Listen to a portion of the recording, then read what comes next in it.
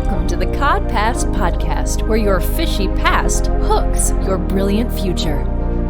With Dr. Deborah, Laura, and Dr. Trish.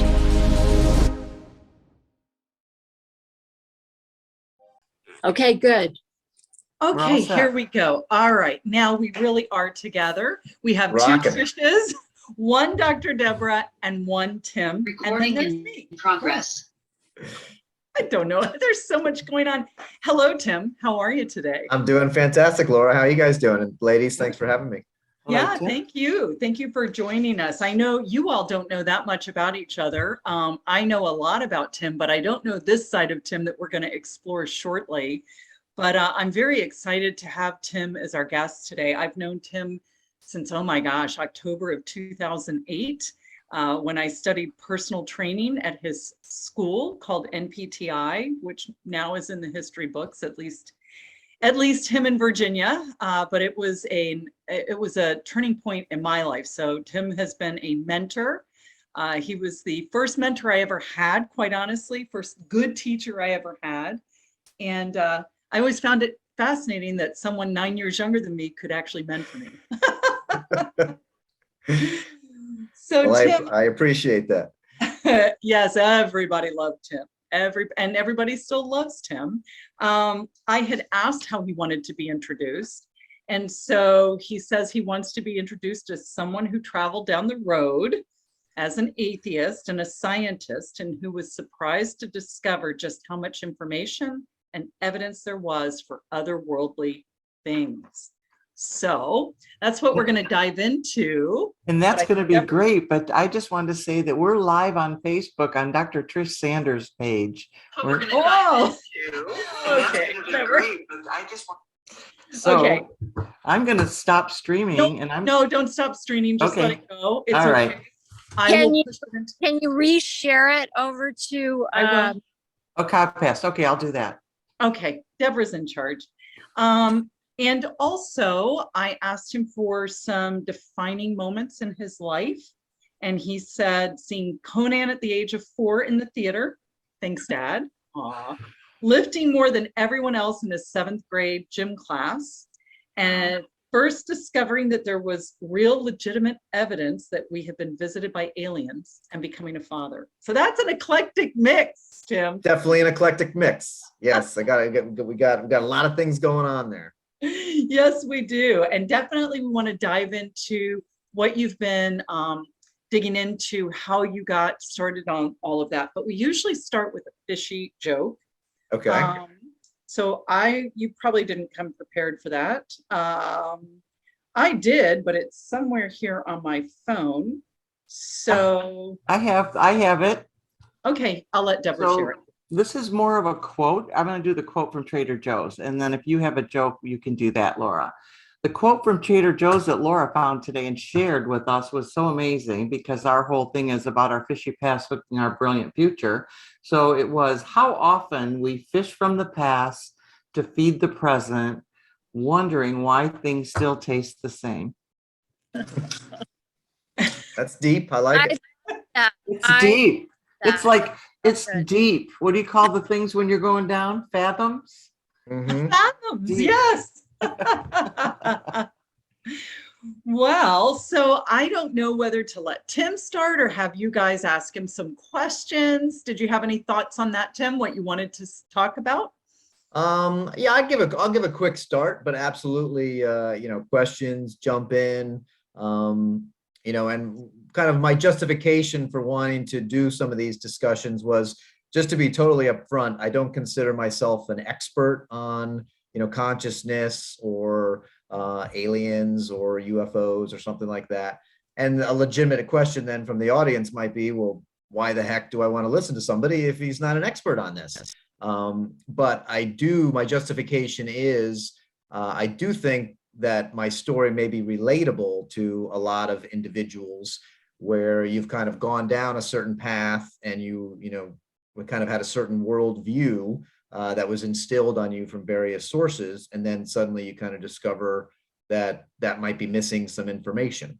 And so I thought, at the risk of sounding a little presumptuous, I might be a little bit of an everyman and people could kind of relate to that. And if your viewers, I'm going to guess that your viewers may be a little more open-minded, but they may know other people who might be like me or like I was, say, 5 years ago. And so then they might find some, they might get some value out of perhaps listening to some of the things that I've kind of thought about and are learning about. And also, I'm not here to provide answers. I'm really here to ask questions and to get the audience to think about, different things.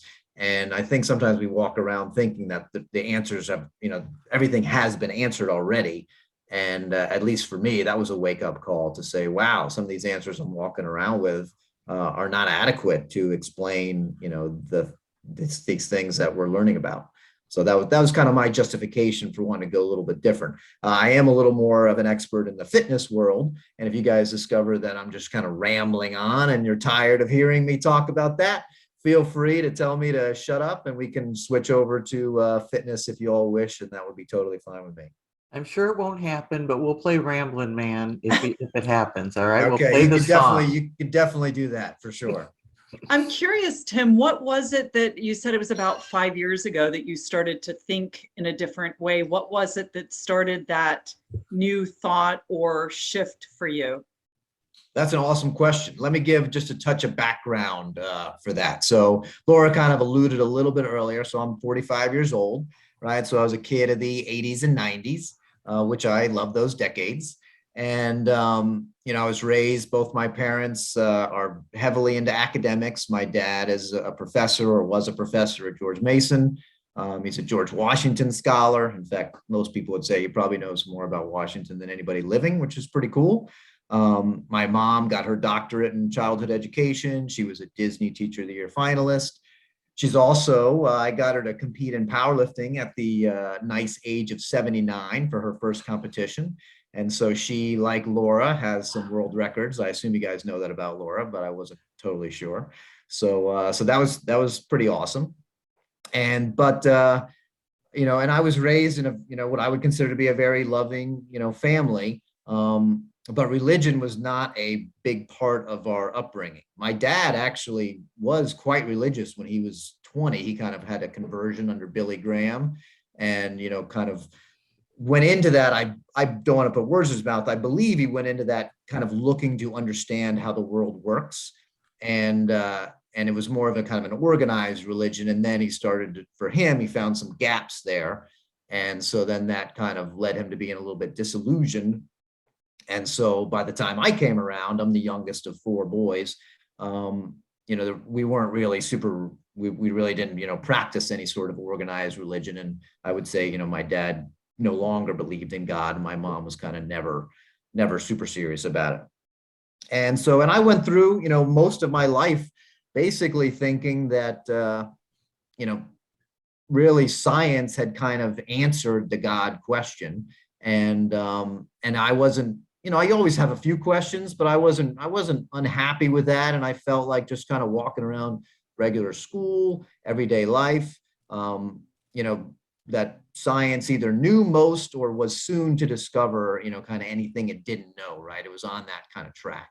And so that's kind of where I was. And so anybody out there, right, who kind of feels like, hey, we kind of know almost everything, I would say, stay tuned. Don't stop there. To be honest, looking back, I feel like I was a little bit arrogant in thinking that and a little dismissive of some other world views, which I feel apologetic for now. And I'm happy that I'm at least, trying to broaden my horizons a little bit.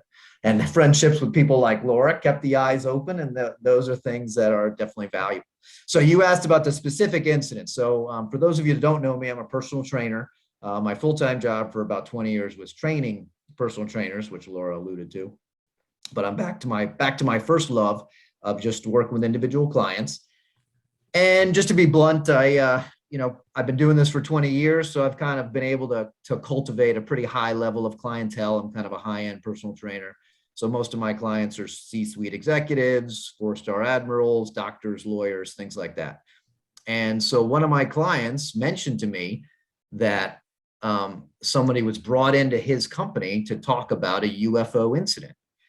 And I was raised, again, there's nothing supernatural. There's nothing, aliens might possibly exist in the universe, but there's no way in hell they've ever come into this world. You can't travel across space. It's way too big. And so here was somebody, one of my clients getting paid huge bucks, and for a defense company, and a defense company brings in someone to talk about an actual UFO. And it happened to be, for those of you who know, David Fravor, who's the commander in the Tic Tac incident. And so he told me about that. And this was a guy who I had faith in his opinion and what he thought, and he was kind of a skeptical like me. And then I researched that, and to me, I was like, wow, there's a lot of information there. Do people know about the Tic Tac? Do you guys want me to give a slight overview? What do you think, Laura? It might be a good idea. Deborah doesn't, and not everybody in our audience. We also have a lot of entrepreneurs. I want to hear it. All right, cool. So, what's referred to as the Tic Tac incident is kind of the most famous modern UFO experience. And this was actually the story that was featured in the New York Times in 2017. And most people feel like this has been the catalyst for kind of actually bringing UFOs kind of back to public discourse. And so essentially what happened is a guy named Commander David Fravor was out on the Nimitz. So he's a Navy pilot. He's actually essentially, most people, just to keep it short, he's basically the best pilot we have in the Navy. He's the #1 Top Gun graduate and then a Top Gun instructor at the time. And he and another pilot, and each of those people have another person in their plane, right? So there's 2 separate planes with 2 people in each of them. They're out on a training mission. It's worth noting the planes are not armed when they're out on a training mission. And so the radar has been detecting some very unusual happenings where these objects are coming in. Radar picks things up at 80,000 feet, and they would drop from 80,000 feet to sea level in 1 second, which is, we don't have anything that could do something like that. And they were picking up a bunch of objects, and these objects would stay on radar for hours. Our own planes only fly for about a half an hour before they're out of fuel. And so the radar said, okay, we want to go check these things out. What the heck is going on out here?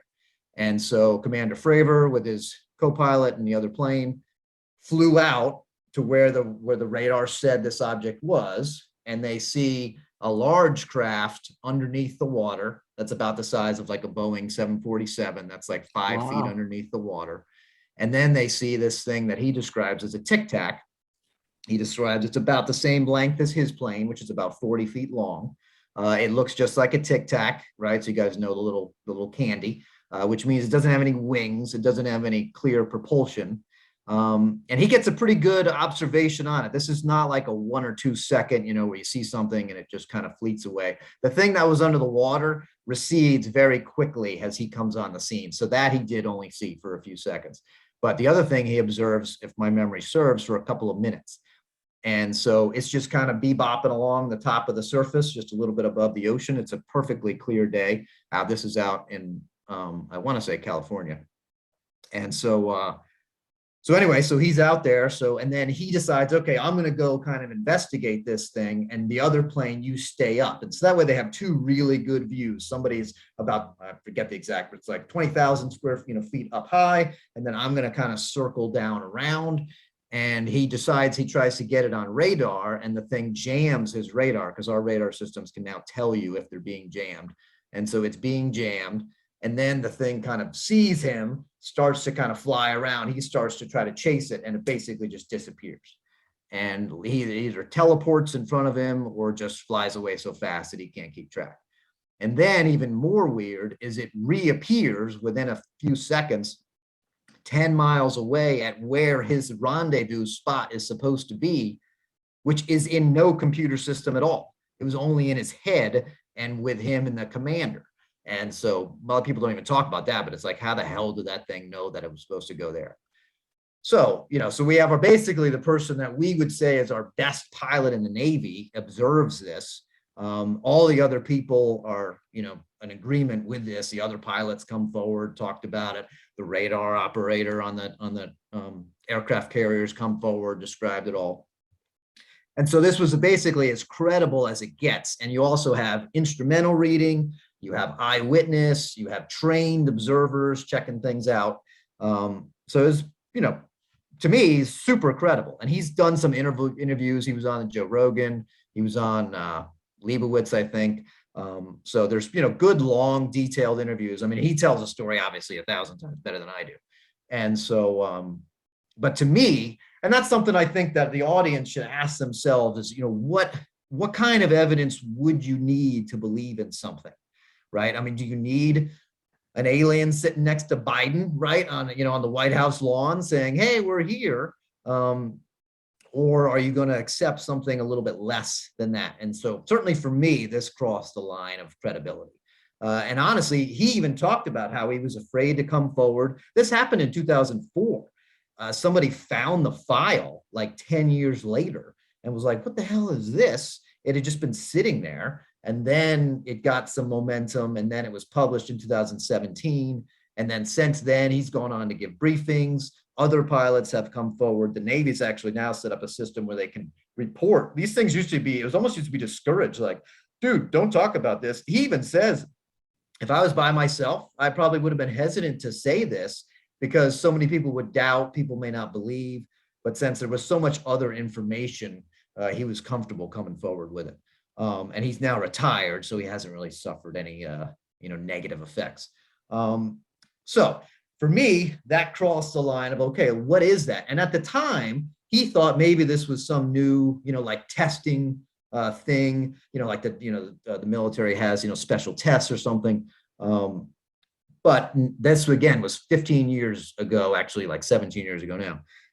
And we have, the technology that this thing was displaying was so far advanced from what we have.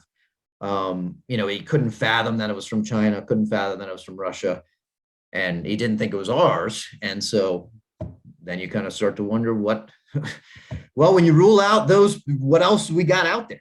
And so for me, it crossed the line of credibility. And I was like, okay, I want to learn more about this. And the next thing was, well, is this the only thing? Is this a one-time event, right? We've had one, really cool UFO sighting and that's it. Or have there been others? And then from my point of view, as I started to look back, it's like, wait a minute. I think there's been reasonably credible things that have happened for 80 years. And so that was really kind of the turning point for me. I did not know all of that. 5 years ago, who knew? Because Who knew? Right, pretty intense. Very quiet in the background. Yeah, go ahead, Deborah. You're on mute. Real quick, I just wanted to clarify that was 5 years ago or it was 2010? So the event itself happened in 2004. Oh. It was published in the New York Times. Again, I mean, this is not how I make my living, but I believe it was 2017. December of 2017. For me personally, it was about, it might have been like 3.5 years ago, something like that. But it was, a couple of years after that, is when I kind of became aware of it. And then Tim, just out of curiosity, because I do know some of this since I study so much about near-death experiences, I know it was Leslie Keane, and I've heard you say she's one of your favorite authors. Right. That Leslie Keane is the one that broke that story in December of 2017 in the New York Times. She also did that book called Surviving Death. Is that then how you got into consciousness after life, or how did that come down? Yeah, there's probably one or two jumps within there. So yeah, I'm glad you mentioned her. So Leslie Keane was kind of a co-author of the New York Times article. And there's been a lot of journalists in the UFO world, but honestly, a lot of them don't stick to the facts, or they kind of exaggerate, or they just haven't kind of come across as credible maybe as they should be. And so, but she's sticking with just a super clear, non-debatable things and letting people draw their own conclusions instead of jumping to conclusions. She's been very effective at kind of moving this subject forward. She also wrote a really good book, which was UFOs, when generals, pilots, and government officials go on the record. So that was kind of the next thing that I read, which then has basically I asked myself, are there other encounters? So that basically has like the 15, in her opinion, best encounters with multiple witnesses, on both radar, different things, seeing it. And again, only kind of trained observers, again, like the generals, the pilots, etc. And so so I was like, wow, that's, and again, these things stretch back. So that was pretty serious. So then to me, again, for me personally, the bar had been crossed, the threshold had been crossed, that there's something out there, and the extraterrestrial hypothesis, which is that it's not us and run by aliens, was the most logical for me. And so then I was like, okay, well, I'd like to learn more about that. And it does make sense to me that if there are beings out in the atmosphere and exploring the world and the planet, have they ever interacted with people? Certainly people, we've heard of people say, I've been either abducted or I've had experiences or what have you.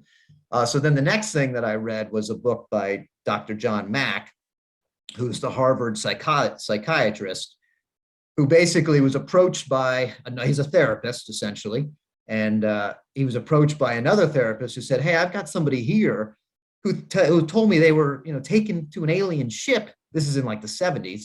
And I don't know if this person's crazy, but they don't seem crazy. So I don't really know what to do with them. Can you help me out?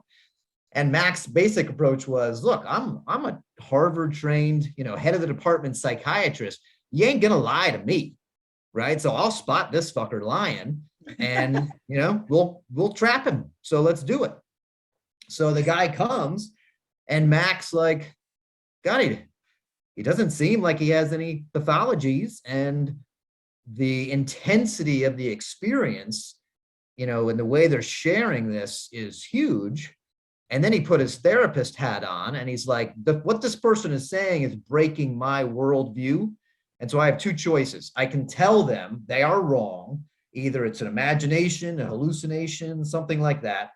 Or I can put my therapist hat on and kind of go down the road with them, and then, and hope that is effective. And, basically suspend my own kind of disbelief and just engage them as I would if, something else traumatic had happened. And so he did that. And then that person essentially, shared that with them, other people, like, hey, this therapist is working with me. And so then the kind of word got around that he was actually receptive, because at the time, most therapists would just look at you like, I don't know what to do with you.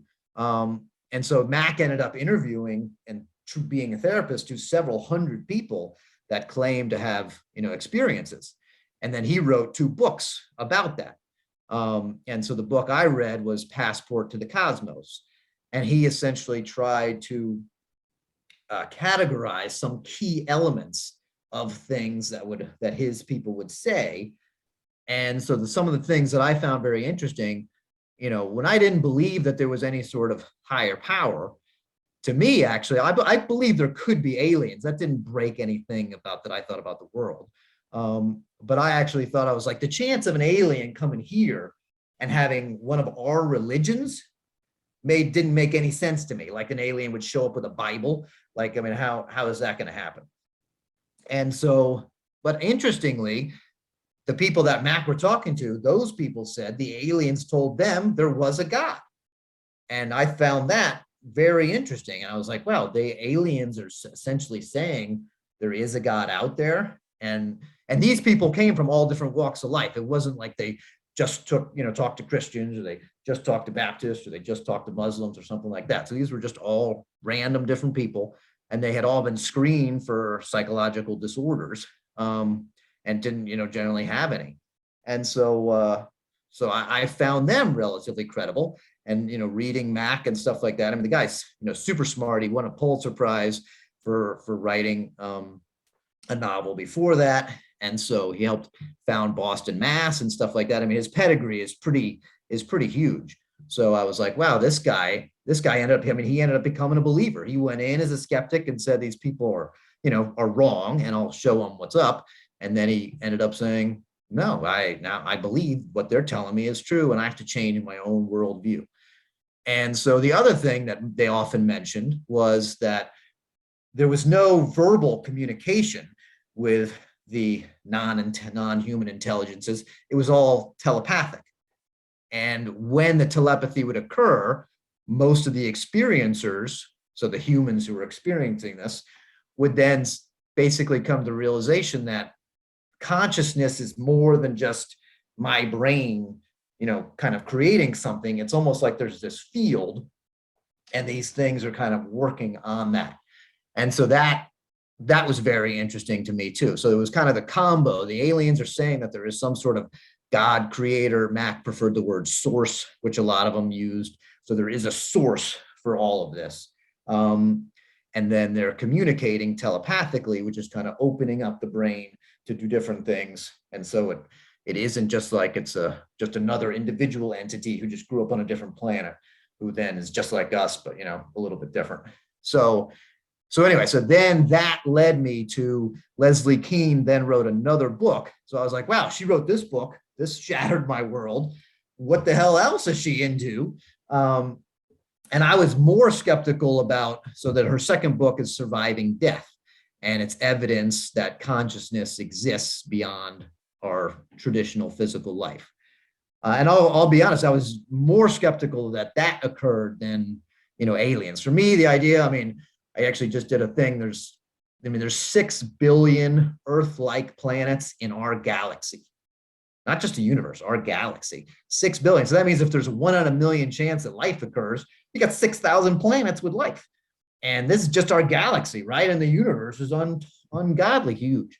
So to me, the idea that when you look up at the sky, that we're the only speck of life out there in the whole universe, that never made any sense. But of course, it's quite a leap to say that something's come here. So to me, if something could be out there, again, what's going on? Now I was convinced that something was visiting us.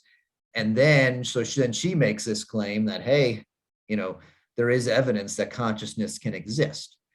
And so her book, Surviving Death, is powerful in that. Now, I do still feel like, you can be a touch more skeptical with that, because the people that got visited by aliens, they didn't want to be visited. They often had some negative effects, although generally the effects became positive over time. But, they were ostracized, they were ridiculed, they had a hard time communicating, people didn't believe them.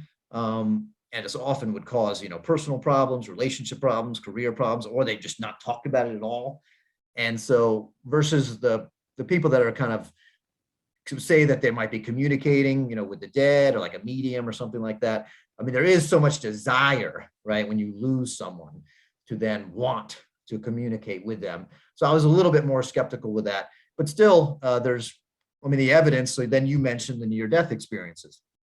And so then I started reading about near-death experiences, and that was like, that kind of blows open your mind.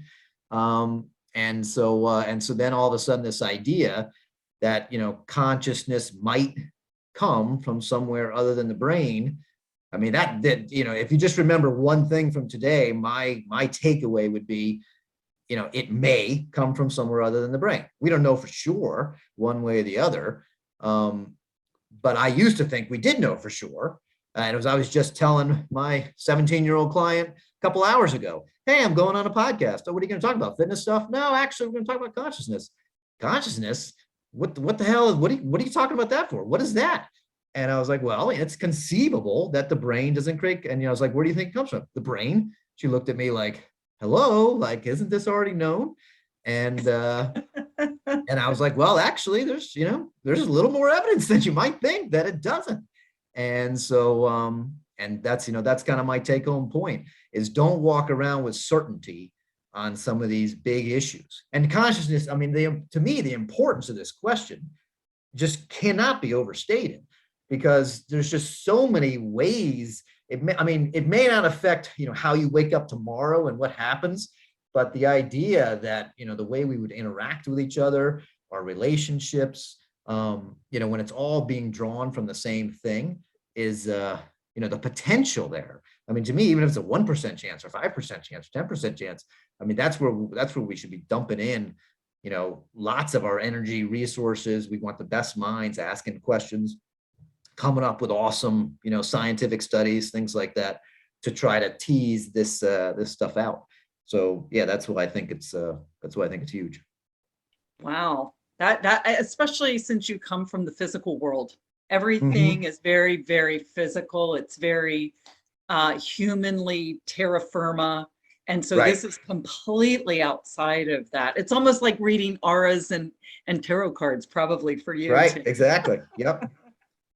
But I will say, so let's get back to the near-death experiences. So one of the questions I had as someone who was not religious was, why are so many people religious? And where did it come from? Like, I mean, obviously there's individual religions, but a lot of the religions have similar basic principles. And so where did some of these ideas come from?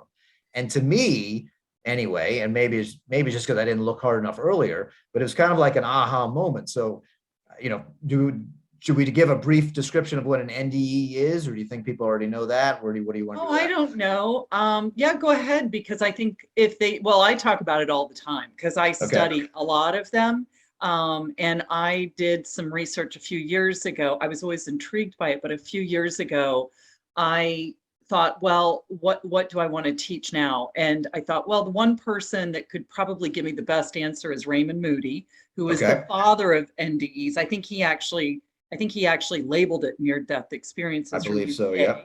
And they interviewed him, and just in 1 minute, can you tell us what it is that you get from all of the people that come back? And he said that it's all about love, unconditional love. And it's like, you want to talk about, I don't even know what that means. So that started me down that near-death experience path. But go ahead, please give us your perspective of it.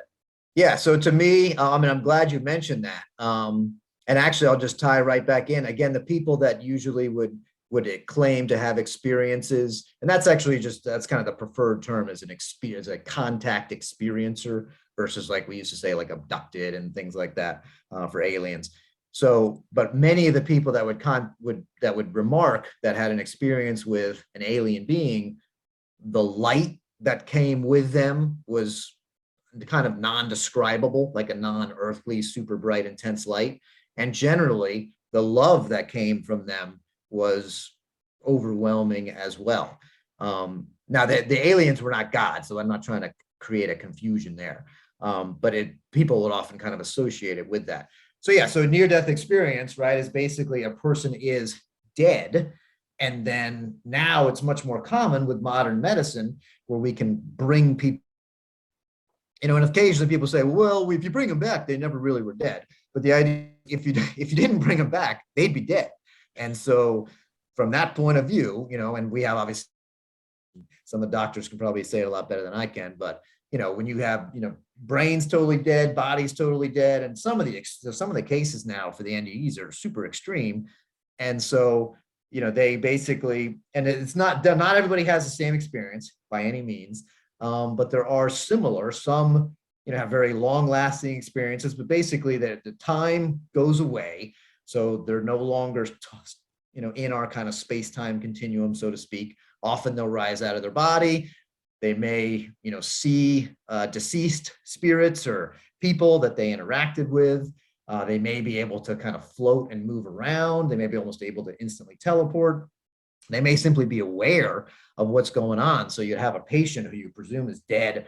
Doctors may be working frantically to do these different things, and the person may be able to observe that, can tell them, different things that are going on. And they usually come back with a much greater religious belief if they didn't have one in the first place. Not necessarily organized religion, but just a general thought of, yes, there is a God. They usually come back with a lack of fear of death, which I find pretty interesting. And they usually come back with, a greater focus on, to call it kind of the good things in life: love, compassion, caring for others, versus I want a bigger house if only I worked more, and had a bigger bank account or whatever. I need to drive a Porsche or whatever it is. So I found all those things, super interesting. And things, again, the skeptic in me looks for, people were going to claim, okay, well, the dying brain, can produce chemicals and stuff like that. But there's enough examples, certainly for my threshold, where people would, there's a real famous case of somebody in a hospital who floated up above the hospital, saw this old tennis shoe that was tucked away in this little crevice that she could never see from the bottom. And then they went up and they found, and she described this tennis shoe perfectly. Someone else was dead. a spirit that this person had never seen, or a person that this person had never seen, came to them in this form and said, tell the nurse I'm so sorry about her new red Mercedes. And this person's never seen this person before. They wake up, they look at the nurse and they say, this person wanted me to apologize for your Mercedes. The nurse looks at them, what the hell are you talking about? The Mercedes is fine. I let my friend borrow it a couple hours ago. Well, guess what? The friend had died and came to talk to her to say, I'm sorry. And then, so now you find out the Mercedes is wrecked and that friend is dead. But you didn't know, it's not like this was a mutual friend, you're just in the hospital, being worked on. And that's not just a one-time thing. Blind people see, which is super intense. And I think that kind of goes with the, so to me, it's, and sometimes people, if you're close to that person, like for example, maybe you're holding hands with someone who does die, sometimes you will then share, sometimes people have a life review as part of the near-death experience. And sometimes people will even share that, or they'll see some of these images, or they'll get some of these senses. I think that's important because now you have a totally healthy, normal person who's standing next to someone who's dying. So all those arguments about, oh, it's a dying brain, it's chemical release, it's lack of oxygen, whatever. Well, why am I experiencing this, right? If I'm totally normal and healthy, and how am I experiencing it if it's just a brain generating all these things? So to me, that just opened up a whole bunch of questions, but exciting questions, interesting questions. I was content with my worldview before, which was basically, we're born, we live, we have one life, and that's it.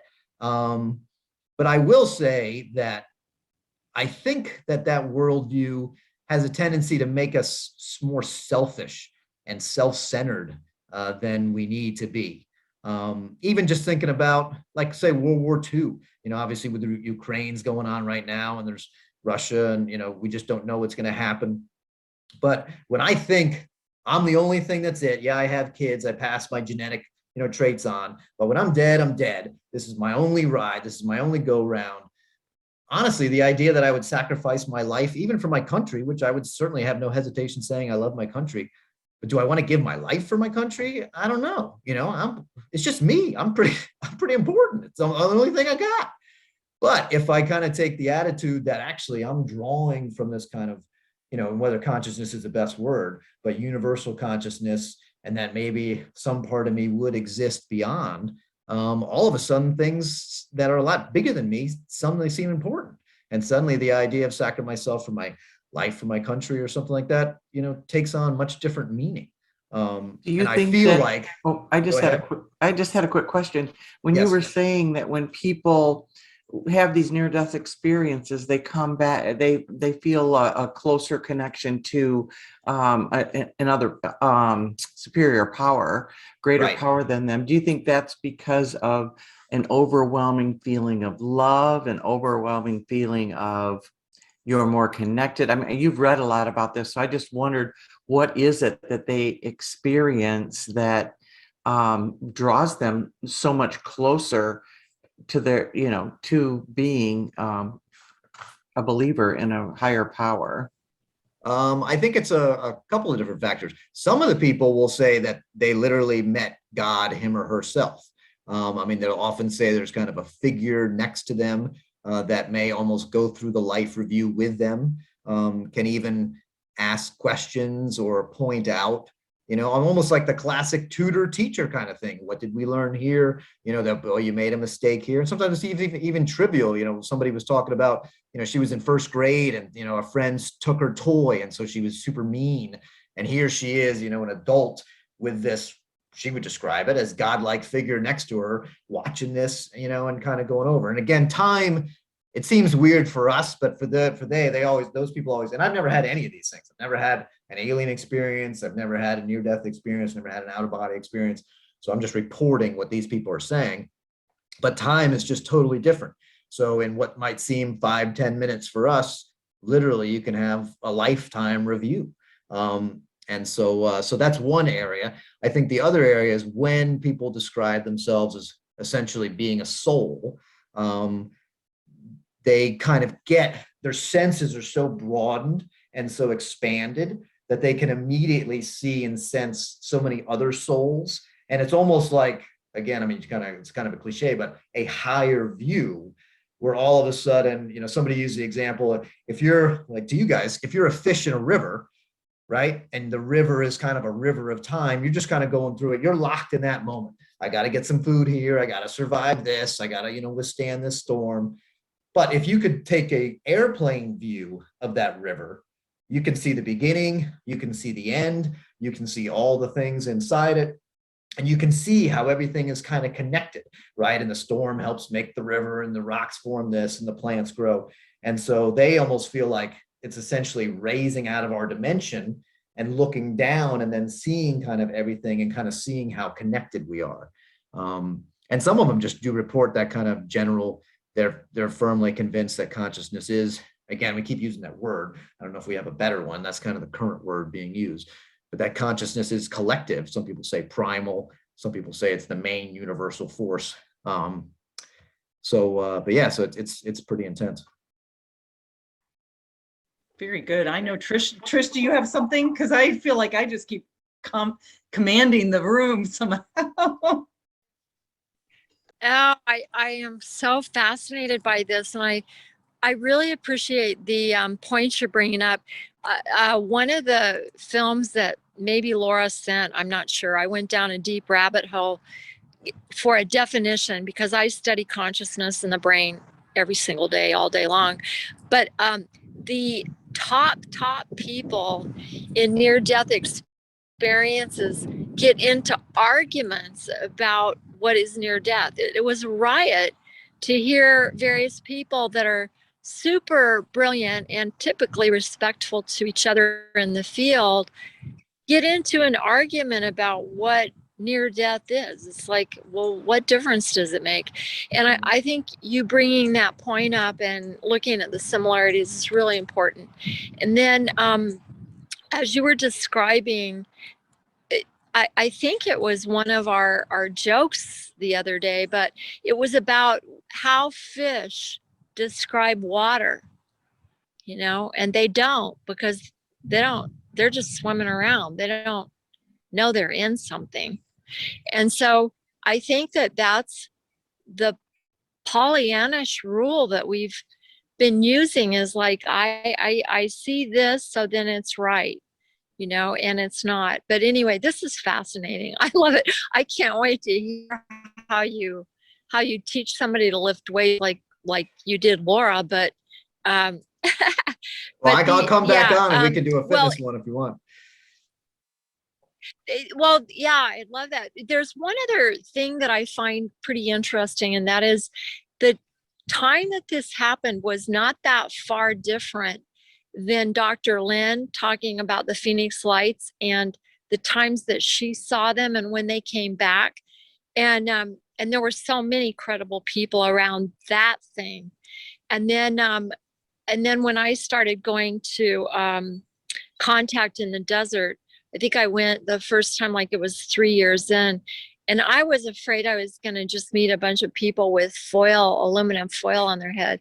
And I met generals and people that had dedicated themselves to making the world a better place. I met ministers. I mean, there are a lot of people that have had various things happen that they don't know how to explain.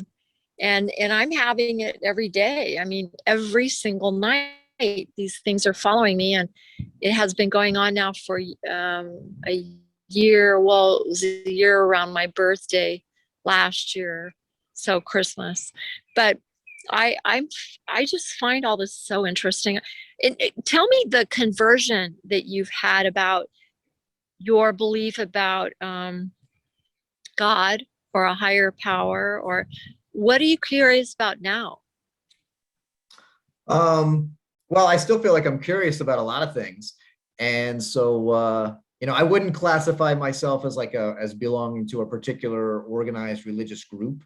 But, before 5 years ago, I would have said, I'd be, on one of those little questionnaires, highly certain that there wouldn't be a higher power. And now I'd probably say, somewhere between pretty certain and highly certain there probably is. And so, to me, what I'm curious about is Well, going back to the UFO thing, I'm super curious just about, what all that is, what all that means. And I'm also, I think it's important just to be able to have conversations about that. There's been such stigma for so long, just like you just said, right? If you go to a contact experiencer or something to deal with, UFOs or aliens, it's hard for people to take the subject seriously. People just can't help but kind of throw some jokes in there and stuff like that. And so, and I'm not opposed to things like that, but we need to kind of acknowledge that this is real. And just for clarity, for anybody, listening at home, I mean, the US government has come out and said, look, UFOs are real. And they're not just talking about, random like UFOs. They're talking about things that have capabilities that we do not have. And they're not ours. They're very confident it's not Russia, they're very confident it's not China. I mean, the government has now said this. They have not said that they're aliens. So I am making that jump. But my attitude is, well, if you don't want to make that jump with me, I'd love an explanation for what you think it is. And we can have a dialogue about that. But they are real. So we should be able to have that conversation for sure. And a lot of people feel, actually, I've just been reading some of the work started by Dr. Edgar Mitchell, who was an astronaut who then, has kind of founded several different societies, but his free society, they actually did really the first scientific investigation of experiencers, where they've asked these very detailed surveys and they've been able to give really good, analysis of, literally it's like 700 questions to thousands of people that, had different experiences. And one of the messages I would like is that almost everybody, somewhere between 75 to 90%, find these experiences ultimately very positive. And they change their worldview to, again, what we would describe as, if we just use the loose term good, to kind of, more morally aligned, with more caring about others, again, more concern about the world, the planet, the general health, and less kind of materialistic, less individualistic. And I think a lot of people can argue there's a mental health crisis going on where we just can't find meaning in many things. And so to me, if we can essentially start to think or visualize, or maybe through better scientific tests, come up with even harder, more firm evidence that maybe we are part of this collective consciousness. And certainly I think we're part of a galaxy or a universe of various sentient beings. To me, that's super exciting. The information that, we could get if we could work some sort of exchange, can we help them? Can they help us? To me, those things are super awesome. And one of the analogies I like to think about, because when I'm kind of confused, I go back to what I know, and I know the body reasonably well, is I try to play a game. So there's, according to the best estimates, there's 50 trillion cells inside the human body, right? Just to put that in perspective, there's like 6 or 7 billion people on the planet. So you're looking at, 6,000 times the number of people you've got cells, right? And a cell is the most fundamental unit of life that we're aware of. And so in a cell, the universe is all about scale, right? So there's little tiny things, there's kind of medium things, which I would see as like us. There's obviously big, gigantic things. But a cell has, organelles, things inside it that help it function. It has an outer surface. Well, let's just imagine that you're a sentient cell, or you're a cell that's becoming kind of sentient inside the human body. If you ever seen the movie Osmosis Jones, you can get a little flair for that. That's a good one. And so, but anyway, so you discover there's other cells, right? You can see those very clearly. And you're curious, are you part of something larger, right? And so, just to follow along with our parallel here, some cells are dying and they're reporting this intense energy and almost this kind of communication, right? Some cells are reporting that prayer seems to have some effect, right? These cells are getting together and they're kind of like making a difference. And then if we broaden our horizons a little bit, so to my cells, I am God, essentially, right? And remember, there's nothing inside you that is you, right? There's no one little point where we can pick out and say, oh, that's Tim right there. There's his whole personality. We don't know where memories are served. are stored very clearly. We don't know how consciousness is created in the brain. We believe it comes from that, at least mainstream science does, but we don't know that. But there's nothing inside you that's you. But imagine if I could get to that cell level, I would assume, we have all sorts of different ways our body communicates. Some we know, some we don't know. But I would assume there's probably, I love my body. And so, not just because I lift weights, right? So there's all sorts of energy kind of running through there. And it wouldn't surprise me from a cell point of view, if it could somehow step out, that it's almost like a blinding light and there is love going through. Now think about, how do I want my cells to operate? Do I want, one part of my liver to say, F you, I'm the best part, I'm taking over everything else, and go around and kill other parts of my liver? Or say the kidneys, you're not as important as me, I'm going to kick your ass. So no, I want all my cells in harmony, doing their job, feeling love, right? And, reproducing and doing all that. So to me, the thing that makes easiest sense is let's broaden that out. I may well just be a sentient cell inside some being, right? Something, whether it's a universe, galaxy, the earth, I don't know. But I believe, and there may well be that thing may love me. I don't know if that thing knows Tim, the person. Maybe it does, maybe it doesn't. I'm not sure about that. And bad things happen. In my body, when I scratch my arm, I just killed hundreds of cells, right? I get sick, right? You get the flu, COVID comes, bad things do happen. And so things happen inside our body where cells die. Things happen on the planet where good cells die. And at least that's how I try to answer, how do bad things happen to good people? As a whole system, the whole system is working, but a system works a hell of a lot better when we're in as much harmony as we can be. So for me, the idea, and again, I could totally understand if people don't get along with the analogy, but for me, the idea that I'm just a sentient cell, and when I do the best I can and impact other people as best as I can, I'm helping the system somewhat. And things like prayer and stuff like that. Imagine if I did have a liver problem, right? And your body gets, I don't know how I would know, okay, I'm feeling sick, right? What exactly is that urge? Well, I go take some medicine.